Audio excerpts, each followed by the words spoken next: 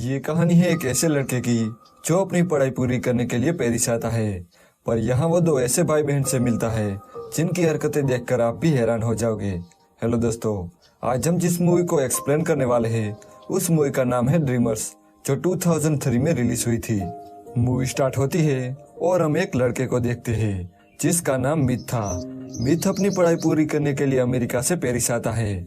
उसे मूवी देखना काफी पसंद था। एक दिन जब वो मूवी देखने जाता है तब वहाँ उसे एक लड़की मिलती है जिसका नाम इसाबेल था।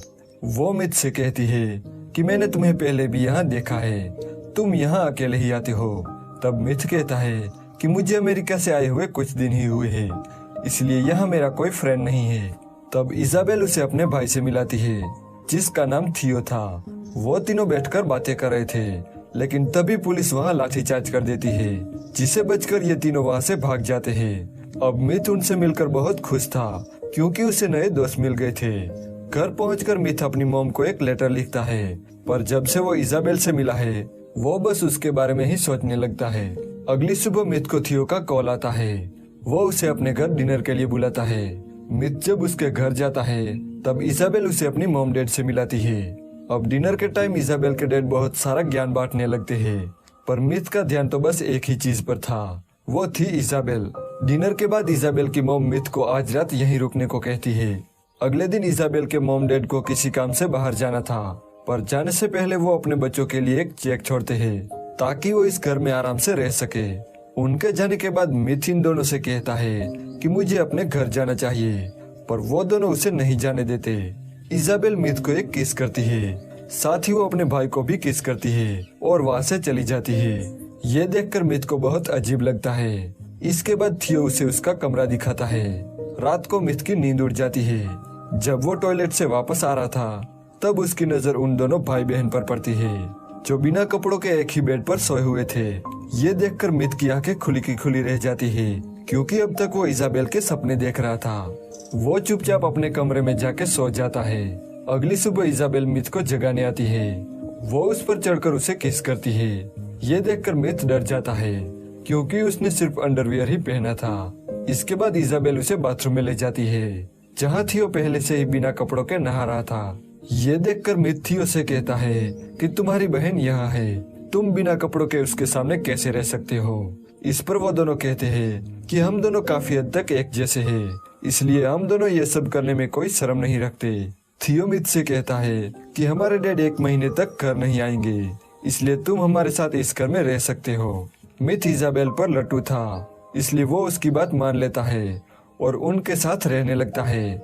एक रात ये तीनों गेम खेलते हैं जिसमें दोनों भाई बहन एक्ट करते हैं और मिथ को उस मूवी का नाम बताना था, पर अगर वो हार गया तो उसे एक डेयर पूरा करना होगा। पर यहाँ मिथ वो गेम जीत जाता है। तब वो दोनों भाई बहन कहते हैं कि हमें ऐसे ही किसी इंसान की तलाश थी जिसके साथ हमें एक गेम पूरा करना था। इसके बाद ये तीनों एक आर्ट गैलरी में जाते हैं। वहाँ वो तीनों रेस लगाते हैं, यही उनका डेयर था। वापस लौटते टाइम बारिश होने लगती है जिससे ये तीनों भीग जाते हैं।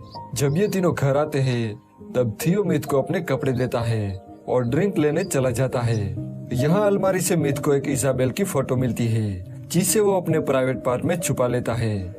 जब थियो वापस आता है तब वो तीनों साथ में बैठकर ड्रिंक करते हैं। इसाबेल फिर से वही गेम खेलने लगती है, पर इस बार वो थियो के साथ खेल रही थी जिसमें थियो हार जाता है।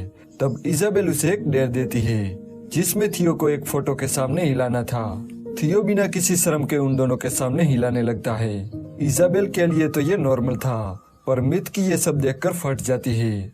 अगले दिन मिथ थियो से कहता है कि मेरी भी तो सिस्टर है, पर उन्होंने मुझे कभी ऐसा काम करने को नहीं कहा। तुम दोनों ये सब कैसे करते हो और क्यों करते हो।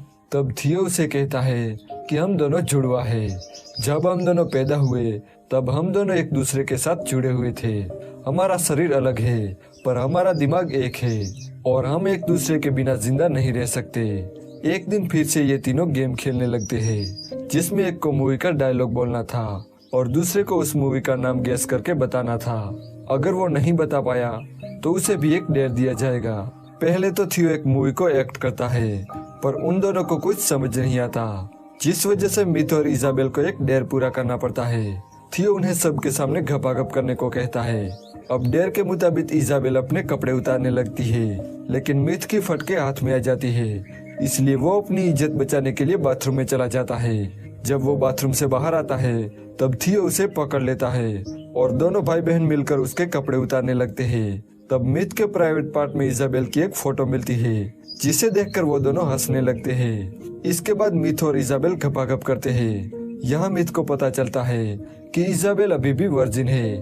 इजाबेल मिथ को बताती है कि हम दोनों एक साथ सोते जरूर हैं, लेकिन हमारे बीच कोई भी फिजिकल रिलेशन नहीं है।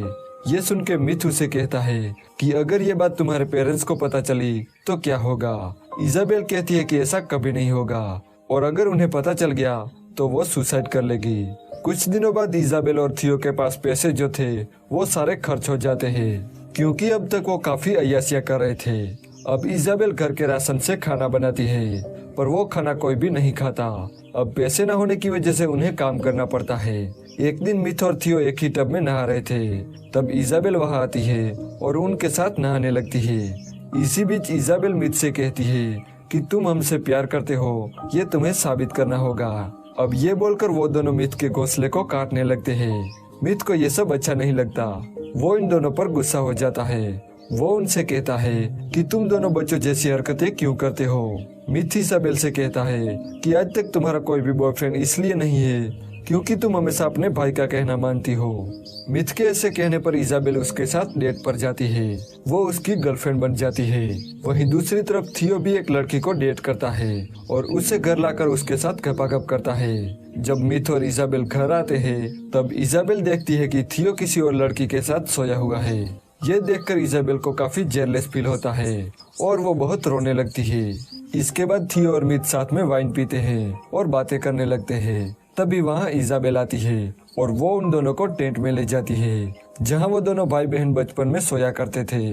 अब ये तीनों बिना कपड़ों के ऐसे ही सो जाते हैं। जब सुबह उसके मॉम डैड घर पे आते हैं तब वो उन लोगों को बिना कपड़ों के सोते हुए देख लेते हैं। ये देखकर उनकी आंखें खुली की खुली रह जाती है, लेकिन वो उनको उठाए बिना उनके लिए एक चेक छोड़कर चले जाते हैं। जब इजाबेल उठती है तब उसे वही चेक मिलता है, जिसे देखकर वो समझ जाती है कि उसके मॉम डैड को सब पता चल गया। इसके बाद वो सुसाइड करने का फैसला करती है और गैस पाइप लेकर सो जाती है। लेकिन बाहर रेवोल्यूशन चल रहा था, जिसे उनका एक पत्थर खिड़की से घर में आ जाता है, जिसे ये दोनों भी जाग जाते हैं और ये तीनों भी रेवोल्यूशन में शामिल हो जाते हैं। लेकिन थियो सबसे आगे जाके रास्ता रोक रहे पुलिस वाले पर पत्थर फेंकने लगता है। मिथ उसे काफी समझाता है, पर वो मिथ की कोई बात नहीं सुनता। इजाबेल भी थियो का साथ देने लगती है और वो दोनों वहाँ से चले जाते हैं। अब मिथ उनका साथ नहीं दे सकता था, इसलिए वो वहाँ से चला जाता है। इसके बाद पुलिस फोर्स सब पर लाठीचार्ज कर देती है और यहीं पर यह मूवी एंड हो जाती है।